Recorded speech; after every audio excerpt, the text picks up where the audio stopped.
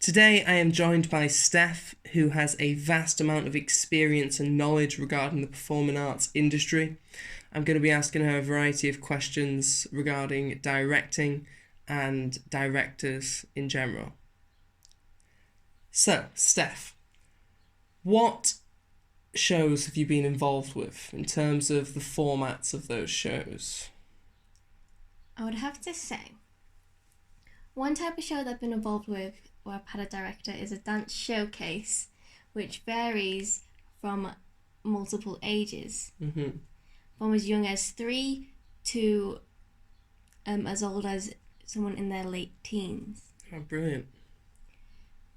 Another format I've been a part of is a musical that contained mostly adults. There were some kids my age in the cast, but it was a very small handful. So I did get to see a first-hand experience of a director when handling adults. The third one would be a youth production, which was a production for the kids ranging from the ages of 7 till 18. So I have experiences with directors dealing with the younger generation as well. That's fantastic. So, I've just wrote down in my notes that you've done a dance showcase, which had a large variation of ages. You've done a musical, which contained mostly adults, and then you've done a youth theatre production as well. Is that correct? Mm-hmm. Fantastic. So, would you be able to list two similarities and two differences across those productions? I would say for similarities, I would say that professionalism is very key, no matter what age you are. So, in the industry, it's always important that you go to rehearsals on time, attend every single rehearsal, and you put in 100% effort every single time, no matter what age you are. And it's especially important to teach this to the younger generation because then it helps set that basic knowledge in their minds if they want to further continue it to the future. Brilliant. Another similarity would be that the atmosphere, again, no matter what age you are, is very, very productive. Like, of course, there are times where you're allowed to have some fun, enjoy yourself, but when it gets down to it, you always have to be professional and get things done when the director asks. Sweet. And would you be able to give me two differences?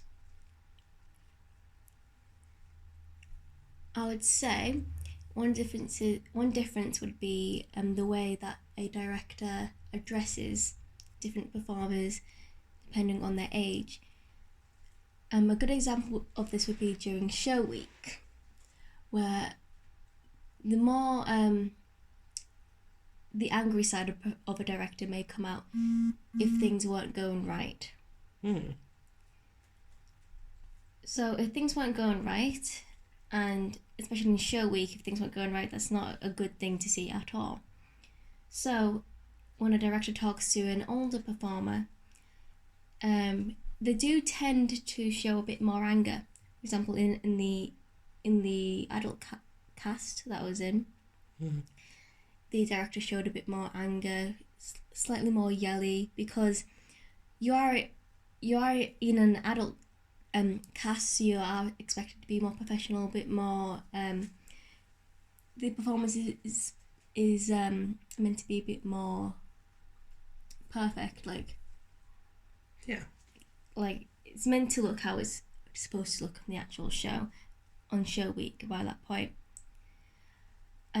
So you will see a bit more anger, but with younger performers, the director will give more of a soft approach. They still show the disappointment and still show that they're not happy. Yeah. But you would hardly ever see a director yell at younger performers because they're still learning.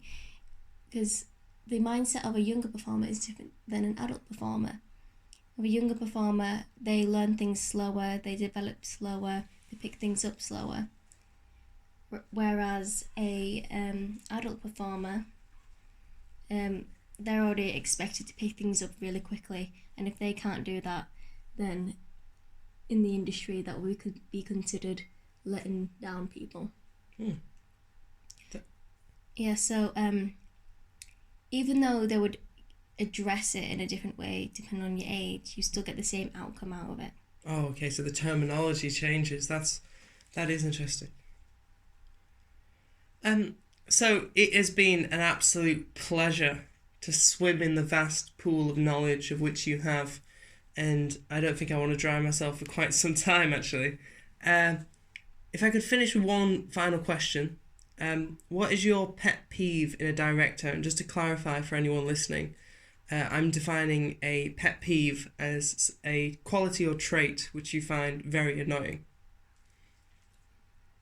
One trait that I have seen in directors that I do find slightly annoying is the directors that take too much control of productions.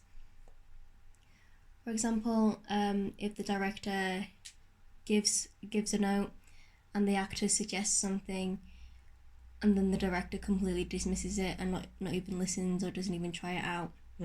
Like I get the director is trying to give their point of view and showcase their vision, and sometimes it is right for the director to just be like, no, this is how it's going to be, and that's that. Yeah. But it depends how it's done.